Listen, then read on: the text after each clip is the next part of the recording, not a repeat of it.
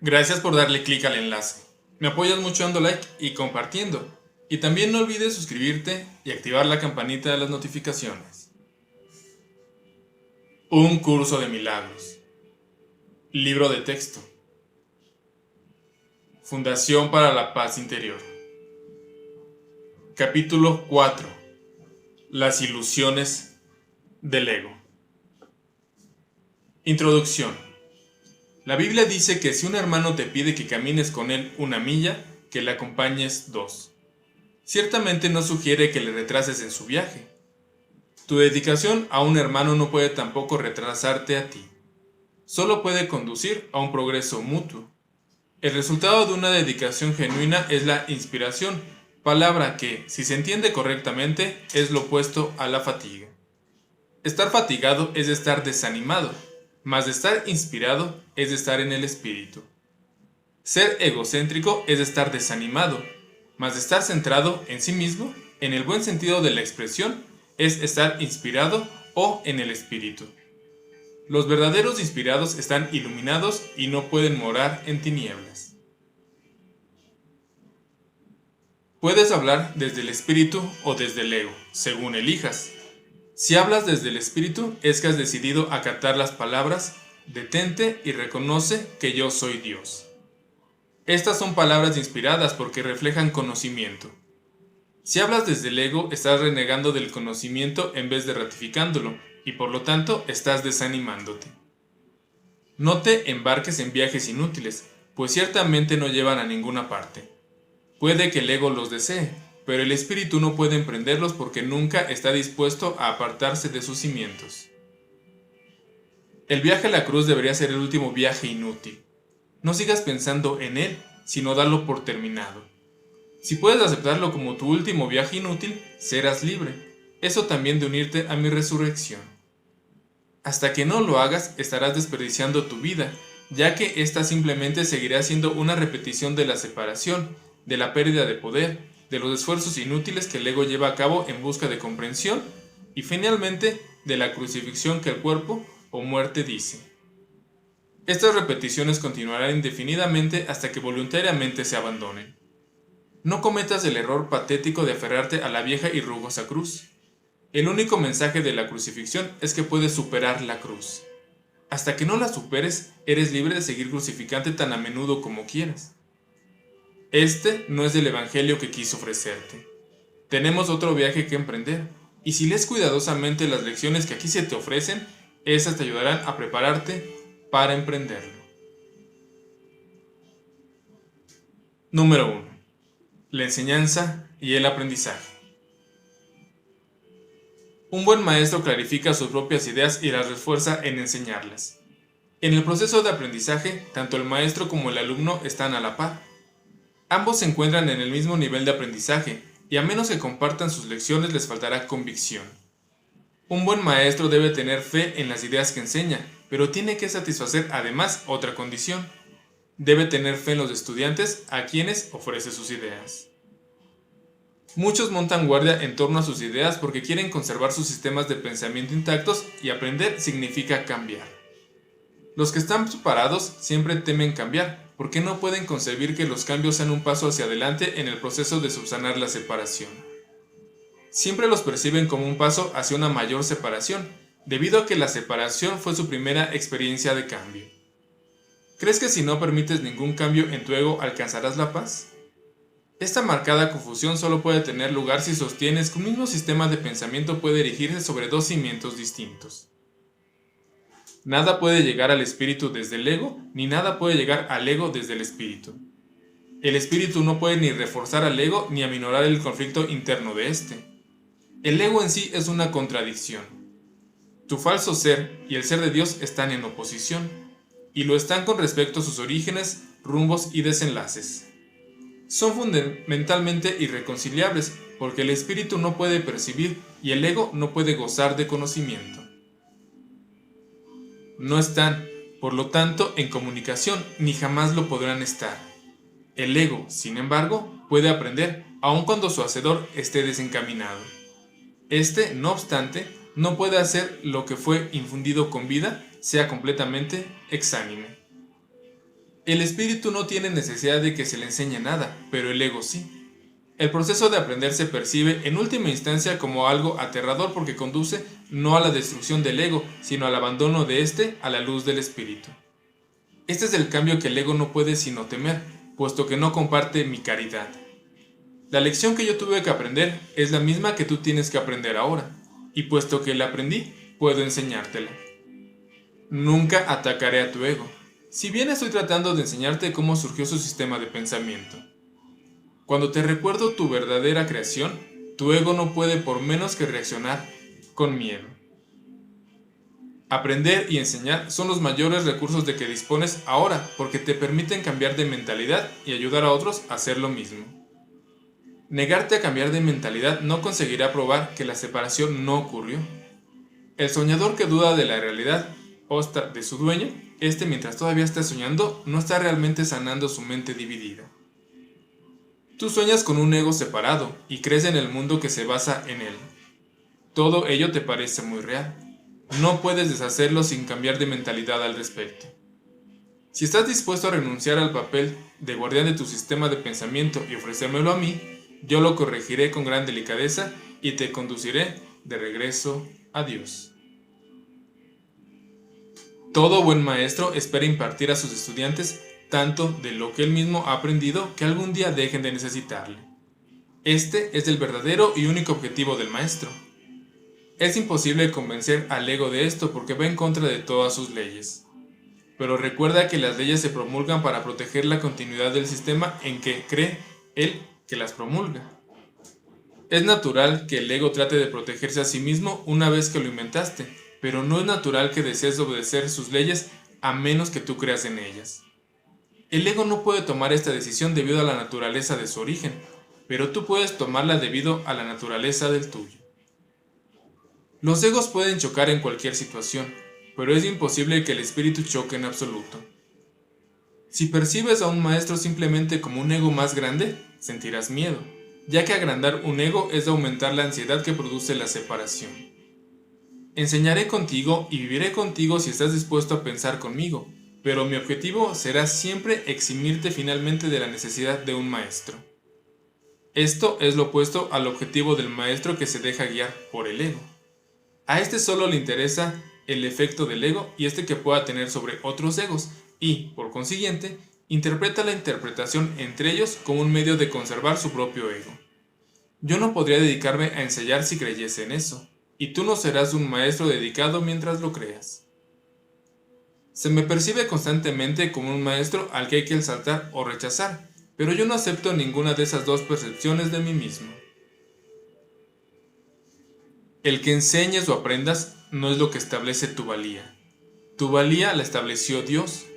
Mientras sigas oponiéndote a esto, todo lo que hagas te dará miedo, especialmente aquellas situaciones que tienden a apoyar la creencia en la superioridad o en la inferioridad.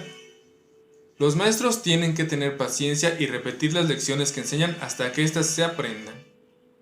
Yo estoy dispuesto a hacer eso porque no tengo derecho a fijar los límites de autoaprendizaje, esto hecho por ti. Una vez más, nada de lo que haces, piensas o deseas es necesario para establecer tu valía. Este punto no es debatible excepto en fantasías. Tu ego no está nunca en entredicho porque Dios no lo creó. Tu espíritu no está nunca en entredicho porque Él lo creó. Cualquier confusión al respecto es ilusoria y, mientras perdure esa ilusión, no es posible tener dedicación alguna. El ego trata de explotar todas las situaciones para vanagloriarse, a fin de superar sus propias dudas. Seguirá lleno de dudas mientras tú sigas creyendo en su existencia. Tú que lo inventaste no puedes tener confianza en él porque cuando estás en tu mente recta te das cuenta de que no es real. La única solución cuerda es no tratar de cambiar la realidad, lo cual sería ciertamente aterrador, sino aceptarla tal como es. Tú formas parte de la realidad, la cual permanece inmutable más allá del alcance del ego, aunque fácilmente al alcance del espíritu. Cuando sientas miedo, aquíétate y reconoce que Dios es real y que tú eres su hijo amado en quien Él se complace. No dejes que tu ego refute esto porque el ego no puede conocer algo que está tan lejos de su alcance como lo estás tú. Dios no es el autor del miedo eres tú. Has elegido crear en forma diferente a como crea Él, y por lo tanto, has hecho posible el que puedas tener miedo. No estás en paz porque no estás desempeñando tu función. Dios te encomendó una función, esta muy elevada, que no estás llevando a cabo. Tu ego ha elegido estar atemorizado en vez de llevarla al cabo. Cuando despiertes te será imposible entender esto, porque es literalmente increíble. No creas lo increíble ahora. Cualquier intento de incrementar su credibilidad es simplemente un intento de posponer lo inevitable. La palabra inevitable le causa terror al ego, pero es motivo de júbilo para el espíritu. Alcanzar a Dios es inevitable, y tú no puedes eludirlo, de la misma manera en que Él no te puede eludir a ti. El ego tiene miedo del gozo del espíritu porque una vez que lo hayas experimentado dejarás de proteger y atribuirle valor al miedo. Le atribuyes gran valor porque el miedo es un testigo de la separación y tu ego se regocija cuando das testimonio de ella. Repúdialo. No le escuches ni le ampares. Escucha únicamente a Dios, que es tan incapaz de engañar como lo es el espíritu que Él creó. Libérate y libera a otros. No les ofrezcas a los demás una imagen de ti mismo falsa e indigna, ni tampoco aceptes una imagen similar de ellos. El ego ha construido para ti un hogar mísero e inhóspito, porque no puede construir de ninguna otra manera. No trates de mantener en pie ese hogar ruinoso. Es su debilidad, radica tu fuerza. Solo Dios pudo erigir un hogar digno de sus creaciones, las cuales han elegido dejarlo vacío, esto desahuciándose a sí mismas. No obstante, su hogar seguirá en pie eternamente, listo para cuando decidas entrar a ocuparlo. De esto puedes estar completamente seguro. Dios es tan incapaz de crear lo perecedero como el ego de fabricar lo eterno. Desde tu ego no puedes hacer nada para salvarte o para salvar a otros, pero desde tu espíritu puedes hacer cualquier cosa para salvar a otros o para salvarte a ti mismo. La humildad es una lección para el ego, no para el espíritu. El espíritu está más allá de la humildad porque reconoce su esplendor y gustosamente irradia su luz por todas partes. Los mansos heredarán la tierra porque sus egos son humildes, y esto hace que su percepción sea más fidedigna. El reino de los cielos es el derecho del espíritu, cuya belleza y dignidad están mucho más allá de cualquier duda, más allá de la percepción, y se alzan para siempre como señales del amor de Dios hacia sus creaciones, las cuales son absolutamente dignas de Él y solo de Él. Ninguna otra cosa es lo suficientemente valiosa como para poder ser una ofrenda para una creación de Dios mismo.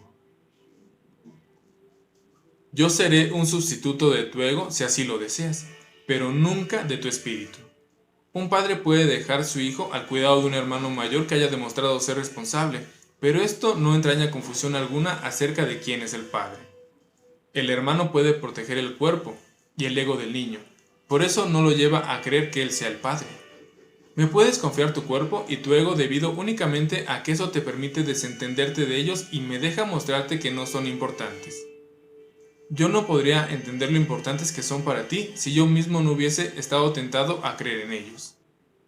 Aprendamos juntos esta lección para que juntos podamos liberarnos de tu cuerpo y de tu ego. Necesito maestros dedicados que compartan mi objetivo de sanar a la mente. El espíritu no tiene ninguna necesidad de que ni tú ni yo lo protejamos. Recuerda lo siguiente. En este mundo no hay por qué tener tribulaciones, porque yo he vencido al mundo. Por eso es por lo que debes de estar animado. Número 2. El ego y la falsa autonomía. Es razonable preguntarse cómo pudo la mente haber inventado al ego. De hecho, esa es la mejor pregunta que puedes hacerte. Sin embargo, no tiene objeto dar una respuesta en función del pasado, porque el pasado no importa y la historia no existiría si los mismos errores no siguiesen repitiéndose en el presente.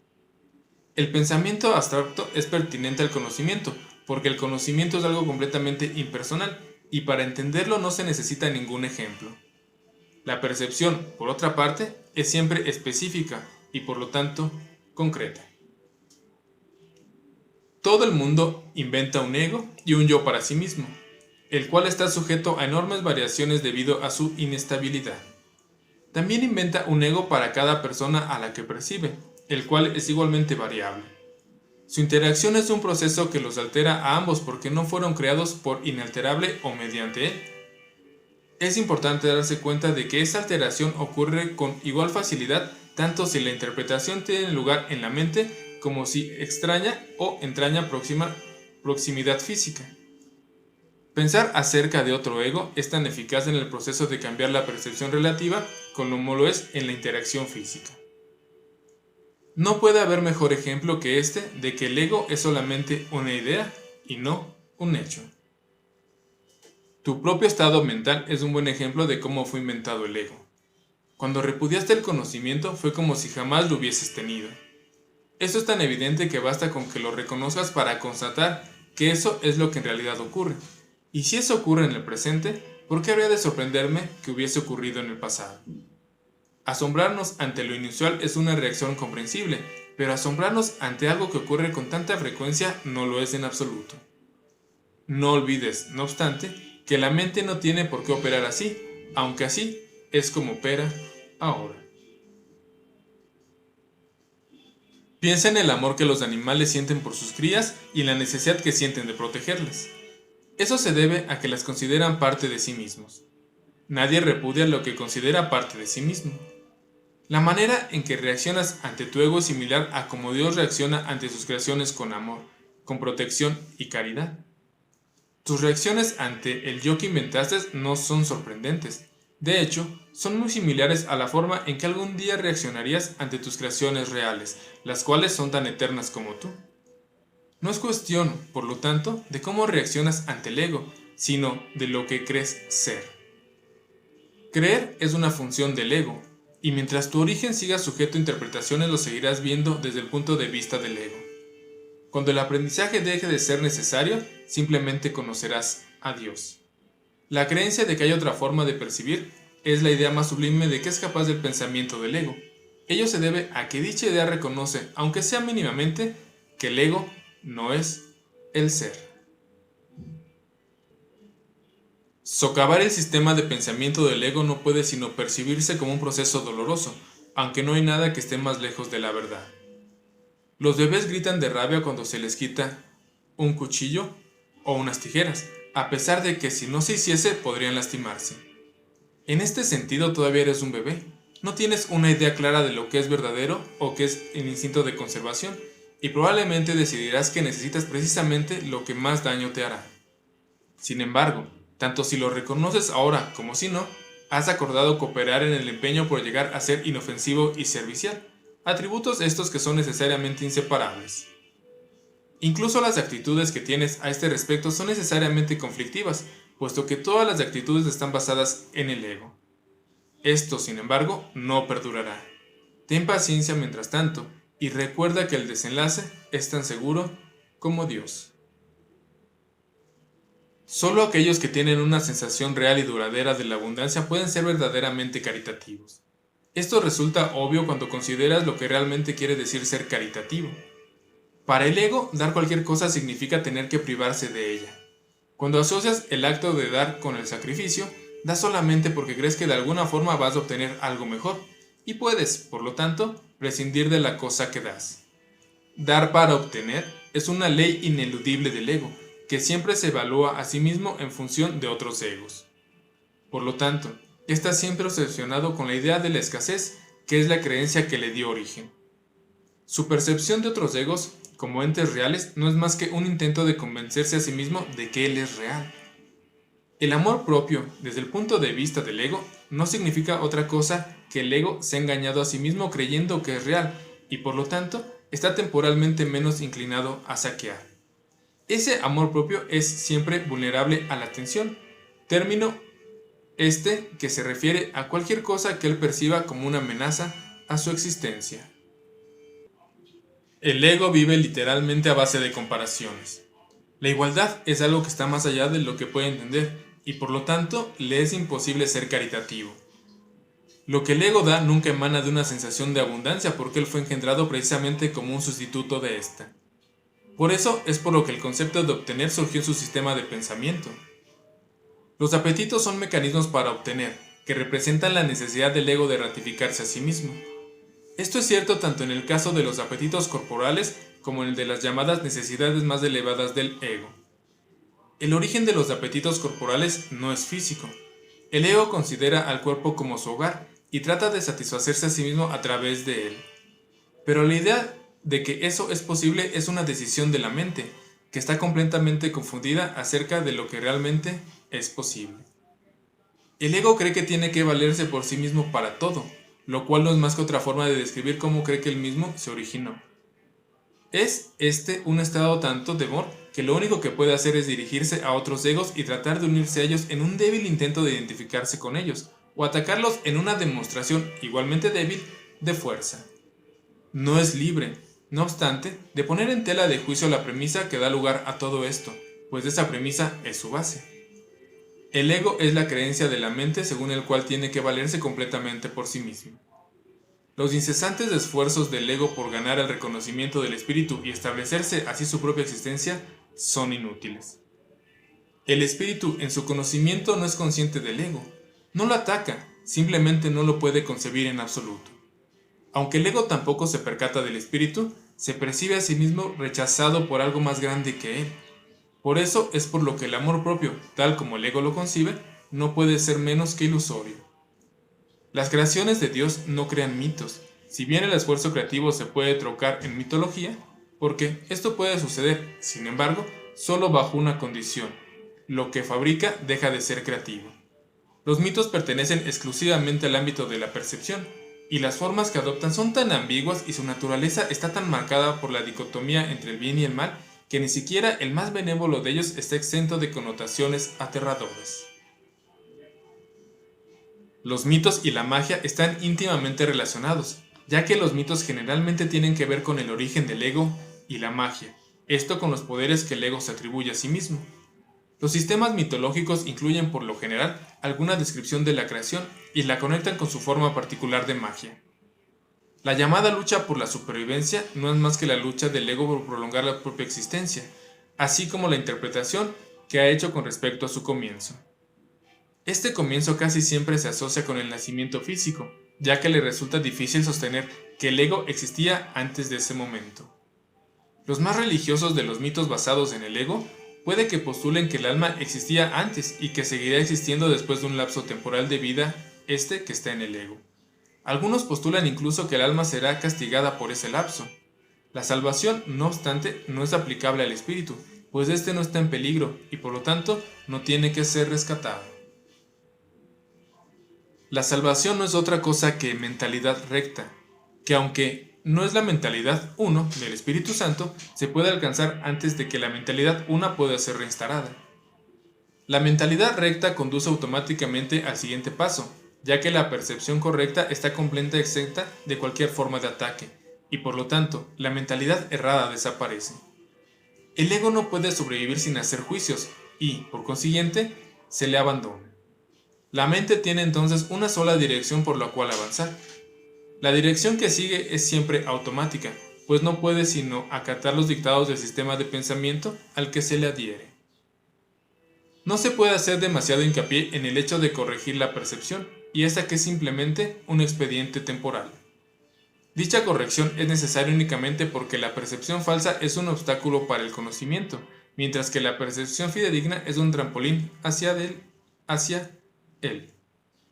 El valor de la percepción correcta reside en la conclusión inevitable de que toda la percepción es innecesaria. Esto elimina el obstáculo por completo.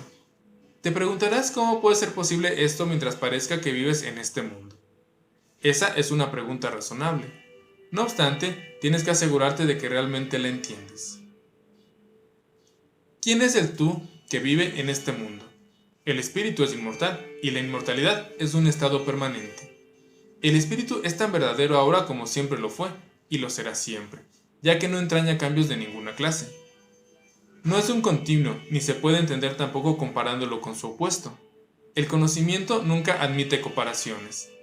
En eso estriba la diferencia principal con respecto a cualquier otra cosa que la mente pueda comprender. Número 3.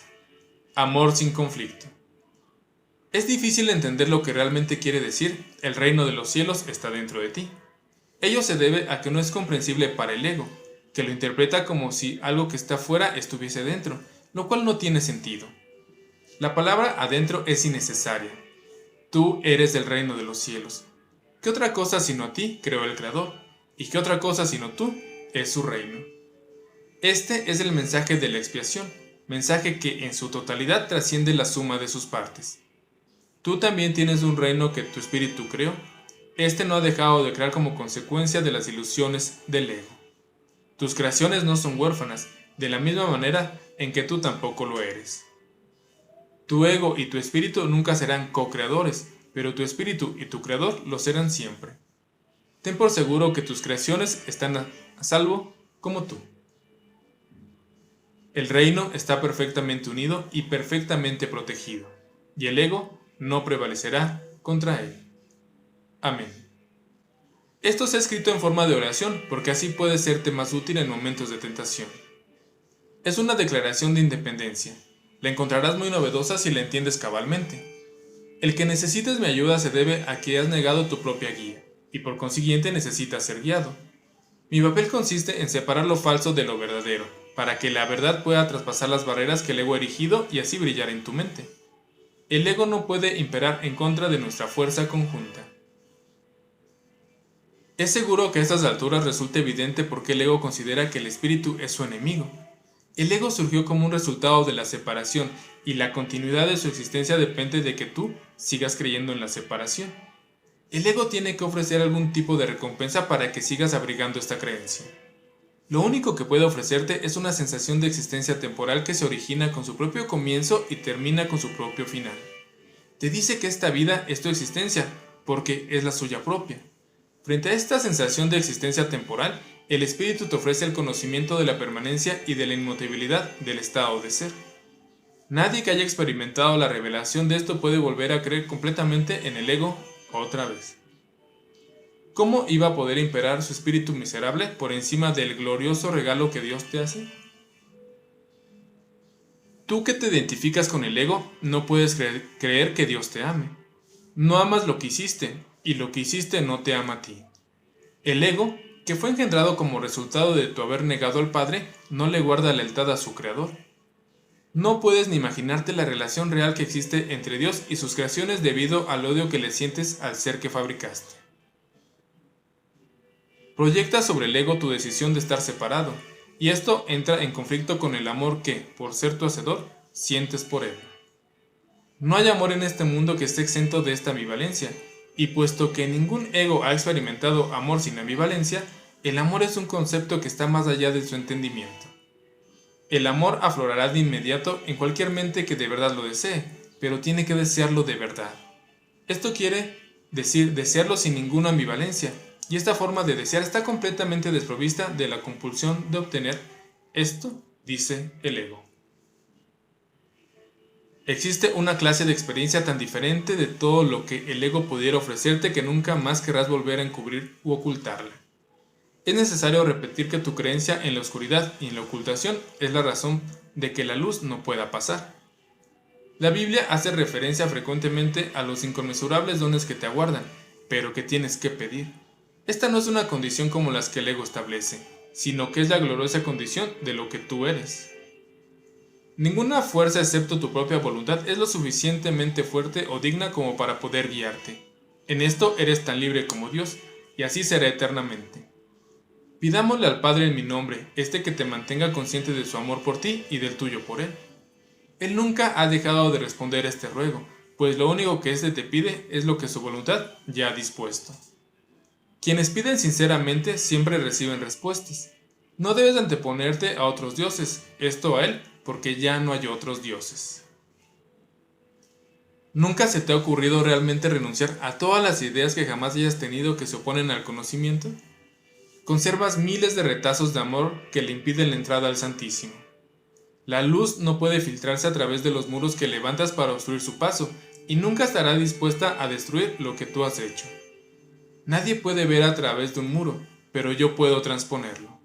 Mantente alerta contra los retazos de miedo que aún conservas en tu mente, o, de lo contrario, no podrás pedirme que te lo transponga. Solo puedo ayudarte tal como nuestro Padre nos creó. Te amaré Te honraré y respetaré absolutamente lo que has hecho, pero no lo apoyaré a menos que sea verdad.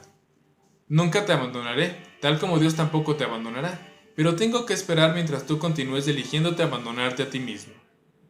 Debido a que espero con amor y no con impaciencia, es indudable que me pedirás con sinceridad lo que lo trasponga. Vendré en respuesta a toda llamada inequívoca. Examina detenidamente qué es lo que estás realmente pidiendo.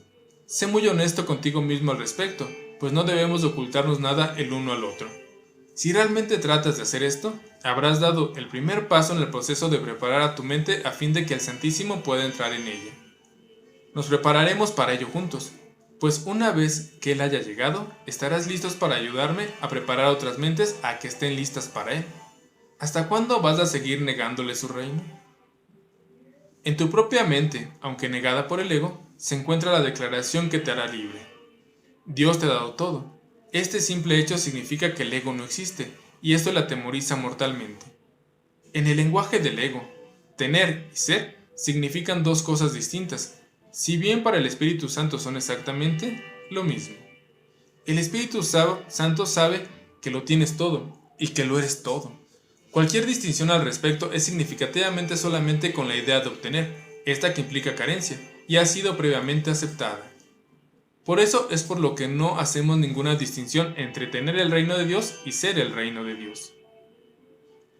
Al sereno ser del reino de Dios, del que eres perfectamente consciente cuando estás en tu sano juicio, se le expulsa mirando sin miramientos de aquella parte de la mente que el ego rige.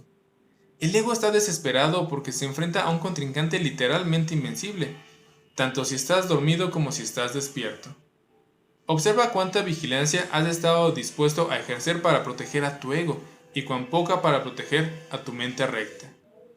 ¿Quién sino un loco se empeñaría en creer lo que no es cierto y en defender después de esa creencia y a expensas de la verdad? Número 4. Esto no tiene por qué ser así. Si no puedes oír la voz de Dios, es porque estás eligiendo no escucharla. Pero si escuchas a la voz de tu ego, lo demuestran tus actitudes, tus sentimientos y tu comportamiento. No obstante, eso es lo que quieres. Eso es por lo que luchas y lo que procuras proteger manteniéndote alerta. Tu mente está repleta de estratagemas para hacer quedar bien al ego, pero no buscas la faz de Cristo. El espejo en el que el ego trata de ver su rostro es ciertamente tenebroso. ¿De qué otra manera sino con espejos podría seguir manteniendo la falsedad de su existencia? Con todo, donde buscas para encontrarte a ti mismo, depende de ti. He dicho que no puedes cambiar de mentalidad modificando tu conducta, más he dicho que también y en muchas ocasiones que puedes cambiar de mentalidad. Cuando tu estado de ánimo te diga que has elegido equivocadamente, y esto es así siempre, y también no debes o sentirte contento, reconoce entonces que ello no tiene por qué ser así. En cada caso has pensado mal acerca de algún armado que Dios creó, y estás percibiendo imágenes que tu ego forja en un espejo tenebroso. Examina honestamente qué es lo que has pensado que Dios no habría pensado, y qué no has pensado que Dios habría querido que pensases. Examina honestamente tanto lo que has hecho como lo que has dejado sin hacer, y cambia entonces de mentalidad para que así puedas pensar con la mente de Dios. Esto no puede ser o parecer difícil, pero es mucho más fácil que intentar pensar al revés de cómo piensa Él. Tu mente y la de Dios son una. Negar esto y pensar de otra manera ha conservado a tu ego intacto, pero ha dividido literalmente a tu mente. Como hermano que te ama, tu mente es suma importancia para mí, y te exhorto a seguir mi ejemplo cuando te contemples a ti mismo y cuando contemples a un hermano, y a que veas en ambos las gloriosas creaciones de un Padre glorioso. Cuando te sientas triste, reconoce que eso no tiene por qué ser así. Las depresiones proceden de una sensación de que careces de algo que deseas y no tienes. Recuerda que no careces de nada, excepto si así lo decides y decide entonces de otra manera. Cuando sientas ansiedad, date cuenta de que la ansiedad procede de los caprichos del ego. Reconoce que eso no tiene por qué ser así. Puedes estar tan alerta contra los dictados del ego como en su favor. Cuando te sientas culpable, recuerda que el ego ciertamente ha violado las leyes de Dios, pero tú no. Los pecados del ego déjamelos a mí. Ese es el propósito de la expiación, pero hasta que no cambies de parecer con respecto a aquellos a quienes tu ego ha herido, la expiación no podrá liberarte. Si te sigues sintiendo culpable es porque tu ego sigue al mando, ya que solo el ego puede experimentar culpabilidad. Esto no tiene por qué ser así. Vigila tu mente contra las tentaciones del ego y no dejes de engañarte por él. No tiene nada que ofrecerte. Cuando hayas abandonado ese desánimo voluntario, verás cómo tu mente puede conectarse, trascender toda fatiga y sanar. No obstante, no te mantiene lo suficientemente alerta contra las exigencias del ego como para poder liberarte de ellas. Y eso no tiene por qué ser así. El hábito de colaborar con Dios y sus creaciones se adquiere fácilmente si te niegas diligentemente a dejar que tu mente divague. No se trata de un problema de falta de concentración, sino de una creencia de que nadie, incluido tú, es digno de un esfuerzo continuo. Ponte de mi parte sistemáticamente contra este engaño y no permitas que esa desafortunada creencia te retrase. Los descorazonados no pueden ayudarse a sí mismos ni me pueden ayudar a mí. Sin embargo, solo el ego puede sentirse descorazonado. ¿Te has detenido a pensar seriamente en las muchas oportunidades que has tenido de regocijarte y en cuántas has dejado pasar? El poder de un hijo de Dios es ilimitado, pero él puede restringir la expresión de su poder tanto como quiera. Tu mente y la mía pueden unirse para desvanecer con su luz a tu ego, liberando la fuerza de Dios para que reverbere en todo lo que hagas o pienses. No te conformes con menos y niégate a aceptar como tu objetivo nada que no sea eso. Vigila tu mente con sumo cuidado contra cualquier creencia que se interponga en el logro de tu objetivo y recházala. Juzga por tus sentimientos cuán bien has hecho esto, pues ese es el único uso acertado del juicio. Los juicios, al igual que cualquier otra defensa, se pueden utilizar para atacar o para proteger, para herir o para sanar. Al ego se le debe llevar a juicio y allí declararlo inexistente. Sin tu lealtad, protección y amor, el ego no puede existir. Deja que sea juzgado imparcialmente y no podrás por menos que retirarle tu lealtad, tu protección y tu amor. Eres un espejo de la verdad, en el que Dios mismo brilla en perfecta luz. Al tenebroso espejo del ego no tienes sino que decirle: no voy a mirar ahí, porque sé que esas imágenes no son verdad. Deja entonces que el Santísimo brille sobre ti en paz, sabiendo que así y sólo así es como debe ser. Su mente resplandeció sobre ti en tu creación y le dio existencia a tu mente. Su mente resplandece todavía sobre ti y no puede sino resplandecer a través de ti. Tu ego no puede impedir que Dios resplandezca sobre ti, pero sí puede impedirle que le dejes resplandecer a través de ti. El primer advenimiento de Cristo no es más que otro nombre para la creación, pues Cristo es el Hijo de Dios. El segundo advenimiento de Cristo no significa otra cosa que el fin del dominio del ego y la curación de la mente. Al igual que tú fui creado en el primero, y te he llamado para que te unas a mí en el segundo. Estoy a cargo del segundo advenimiento. Mi juicio, que se usa solamente como protección, no puede ser erróneo porque nunca ataca. El tuyo puede estar distorsionado hasta que creas que me equivoqué al escogerte. Te aseguro que eso es un error de tu ego. No lo confundas con la humildad. Tu ego está tratando de convencerte de que él es real y de que yo no lo soy. Que yo sí soy real y no puedo ser más real que tú. Ese conocimiento, y te aseguro yo que es conocimiento, no significa que Cristo ha venido a tu mente y la ha sanado. Yo no ataco a tu ego, trato con tu mente superior, la morada del Espíritu Santo. Tanto si estás dormido como si estás despierto, al igual como tu ego trata con tu mente inferior, que es su hogar. Me mantengo alerta por ti con respecto a esto porque tú estás tan confundido que te resulta imposible reconocer tu propia esperanza. No estoy equivocado. Tu mente optará por unirse a la mía y juntos somos invencibles.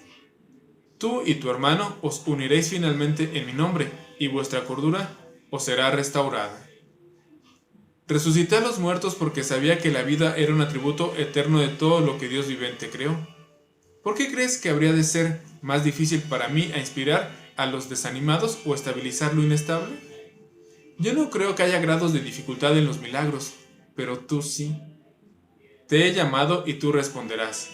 Yo comprendo que los milagros son acontecimientos naturales porque son expresiones de amor. El que yo te llame es tan natural como el que tú me respondas, e igualmente inevitable. Número 5. La ilusión del ego y el cuerpo. Todas las cosas obran conjuntamente para el bien, en esto no hay excepciones, salvo a juicio del ego. El ego se mantiene extremadamente alerta con respecto a lo que permite llegar hasta la conciencia, y esa no es la manera en que una mente equilibrada se mantiene ecuánime. El desequilibrio del ego se acentúa aún más porque mantiene su motivación principal oculta de tu conciencia y hace que el control predomine sobre la cordura. El ego tiene todas las razones del mundo para hacer esto de acuerdo con el sistema de pensamiento que le dio origen y al que él sirve. Puesto que el sano juicio juzgaría irrevocablemente contra él, el ego lo tiene que eliminar en áreas de su propia supervivencia. Una de las causas principales del estado de desequilibrio del ego es su falta de discernimiento entre lo que es el cuerpo y lo que son los pensamientos de Dios. Los pensamientos de Dios son inaceptables para el ego porque apuntan claramente al hecho de que Él no existe. El ego, por lo tanto, lo distorsiona o se niega a aceptarlos, pero no puede hacer que dejen de existir. El ego, por consiguiente, trata de ocultar no solo los impulsos inaceptables del cuerpo, sino también los pensamientos de Dios, ya que ambos suponen una amenaza para él. Dado que lo que básicamente le preocupa es su propia supervivencia ante cualquier amenaza, el ego los percibe a ambos como si fueran lo mismo, y al percibirlos así, evita ser aniquilado, como de seguro lo pensaría en presencia del conocimiento. Cualquier sistema de pensamiento que confunda a Dios con el cuerpo no puede ser menos que de un ser demente. Sin embargo, esa confusión es esencial para el ego, que juzga únicamente en función de lo que supone o una amenaza que sea para él. En cierto sentido, su temor a Dios es cuando menos es ilógico, o también puede decirse que es lógico, puesto que la idea de Dios hace que el ego se desvanezca. Pero que le tenga miedo al cuerpo con el que se identifica es tan íntimamente que no tiene ningún sentido. El cuerpo es el hogar que el ego ha elegido para sí. Esta es la única identificación con la que se siente seguro, ya que la vulnerabilidad del cuerpo es su mejor argumento, esto de que tú no puedes proceder de Dios. Esta es la creencia que el ego apoya fervientemente. Sin embargo, odia al cuerpo porque no lo considera lo suficientemente bueno como para ser su hogar. En este punto es donde la mente queda definitivamente aturdida. Habiéndole dicho el ego que ella es realmente parte del cuerpo y que el cuerpo es su protector, también le dice que el cuerpo no puede protegerla. Por consiguiente, la mente inquiere y a veces dice, ¿dónde puedo encontrar protección? A lo que el ego le responde, en mí. La mente, y no sin razón, le recuerda al ego que él mismo ha instituido que con lo que ella se tiene para identificar con el cuerpo y que es de ese modo que no tiene que recurrir a él para obtener protección. El ego no dispone de ninguna respuesta plausible para esto, puesto que no la hay, pero sí dispone de una solución típica, eliminar la pregunta de la conciencia. Una vez fuera de la conciencia, la pregunta puede producir desasosiego y de hecho lo produce, pero no puede ser contestada porque no puede ser planteada. Esta es la pregunta que debes hacerte. ¿Dónde debo acudir en busca de protección? Busca y hallarás no significa que tengas que buscar ciega y desesperadamente algo que no podrás reconocer. La búsqueda que tiene sentido se emprende conscientemente, se organiza conscientemente y se dirige conscientemente. El objetivo debe formularse claramente y luego tenerse siempre presente. Aprender y querer aprender son inseparables. Te resulta más fácil aprender cuando crees lo que estás tratando de aprender y que tiene valor para ti. Ahora bien, no todo lo que tal vez quieras aprender tiene valor duradero. En realidad, muchas de las cosas que quieres aprender tal vez las hayas escogido precisamente porque su valor es efímero. El ego cree que es una ventaja no comprometerse a nada que sea eterno, ya que lo eterno solo puede proceder de Dios. La eternidad es la única función que el ego ha tratado de desarrollar, si bien ha fracasado repetidamente.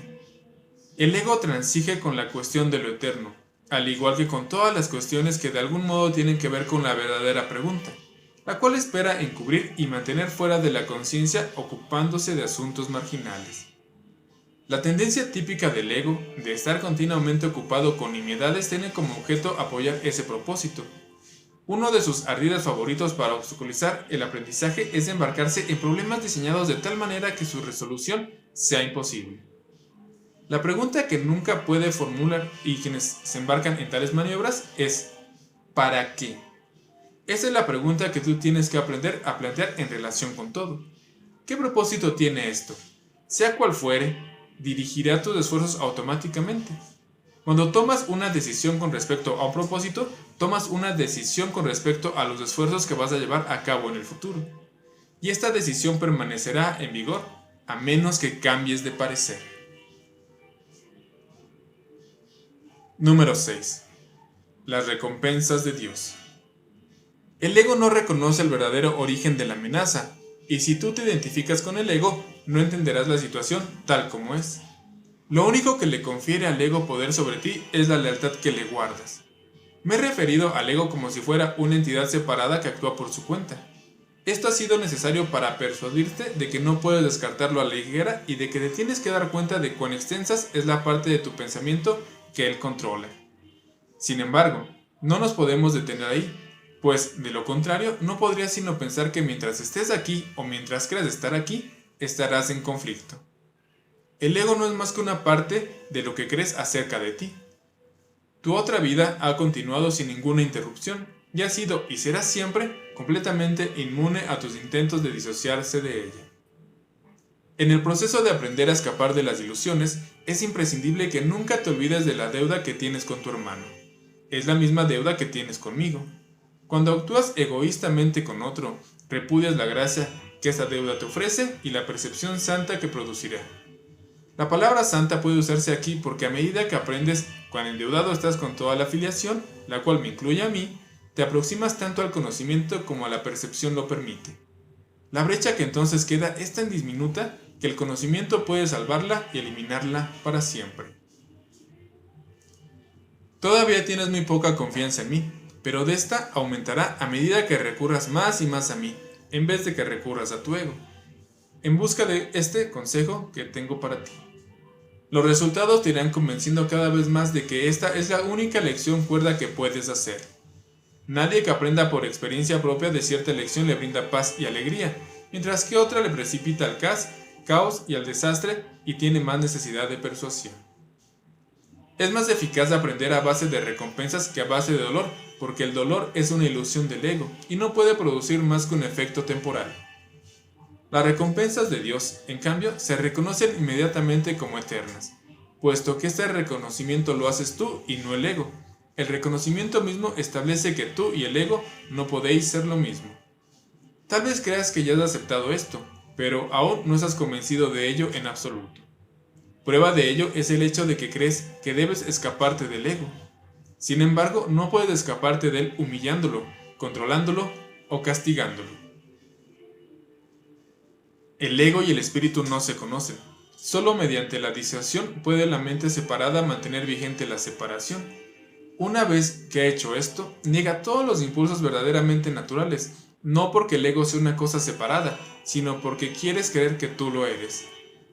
El ego es un mecanismo para seguir albergando esta creencia, pero sigue siendo únicamente tu decisión de usar tal mecanismo lo que lo perpetúa. ¿Cómo debes enseñarle a alguien el valor de algo si él mismo ha desechado libremente? Tiene que haberlo desechado porque no le atribuyó ningún valor. Lo único que puedes hacer es mostrarle cuánta infelicidad le causa su ausencia hacérselo acercando lentamente para que pueda ver cómo mengua su infortunio según él se aproxima a ello. Esto le enseña a disociar o a asociar su infelicidad con la ausencia de lo que desechó, y lo opuesto a la infelicidad, esto con su presencia. Comenzará a desearlo gradualmente a medida que cambie de parecer con respecto a su valor. Te estoy enseñando a que asocies la infelicidad con el ego y la felicidad con el espíritu. Tú te has enseñado a ti mismo lo contrario. Sigues siendo libre de elegir, mas a la vista de las recompensas de Dios, ¿puedes realmente desear las recompensas del ego? De momento, la confianza que yo tengo en ti es mayor la que tú tienes en mí, pero no siempre será así. Tu misión es muy simple. Se te pida que vivas de tal forma que demuestre que no eres un ego, y yo no me equivoco al elegir los canales de Dios. El Santísimo comparte mi confianza y acepta mis decisiones con respecto a la expiación, porque mi voluntad nunca está en desacuerdo con la suya. Dije anteriormente que yo estoy a cargo de la expiación. Esto es así debido únicamente a que completé mi papel en ella como hombre, y ahora puedo completarla a través de otros. Los canales que he elegido no pueden fallar, porque les prestaré mi fortaleza mientras la suya sea insuficiente. Iré contigo al Santísimo, y mediante mi percepción, Él podrá salvar la diminuta brecha. Tu gratitud hacia tu hermano es la única ofrenda que quiero. Yo se la llevaré a Dios por ti, sabiendo que conocer a tu hermano es conocer a Dios. Si le estás agradecido a tu hermano, le estarás agradecido a Dios por lo que Él lo creó. Mediante tu gratitud podrás llegar a conocer a tu hermano, y un momento de verdadero reconocimiento convierte a todo el mundo en tu hermano, porque cada uno de ellos es hijo de su Padre. El amor no conquista todas las cosas, pero sí las pone en su debido lugar. Puesto que tú eres del reino de Dios, te puedo conducir de vuelta a tus propias creaciones. Ahora no las reconoces, pero aquello de lo cual te has disociado aún se encuentra ahí. A medida que te acercas a un hermano, te acercas a mí, y a medida que te alejas de él, la distancia entre tú y yo aumenta. La salvación es una empresa de colaboración. No la pueden comprender con éxito aquellos que se desvinculan de la afiliación, porque al hacer eso se desvinculan de mí. Dios acudirá a ti solo en la medida en que se lo ofrezcas a tus hermanos. Aprende primero de ellos y estarás listo para oír a Dios. Esto se debe a que el amor solo tiene una función. Número 7. Creación y comunicación. Está claro que si bien el contenido de cualquier ilusión particular del ego es irrelevante, su corrección es más útil dentro de un contexto específico. Las ilusiones del ego son muy concretas, aunque la mente es naturalmente abstracta. Parte de la mente, no obstante, se vuelve concreta al dividirse. La parte concreta cree que el ego, o cree en el ego, porque el ego depende de lo concreto. El ego es aquella parte de la mente que cree que lo que define es la propia existencia y es la separación.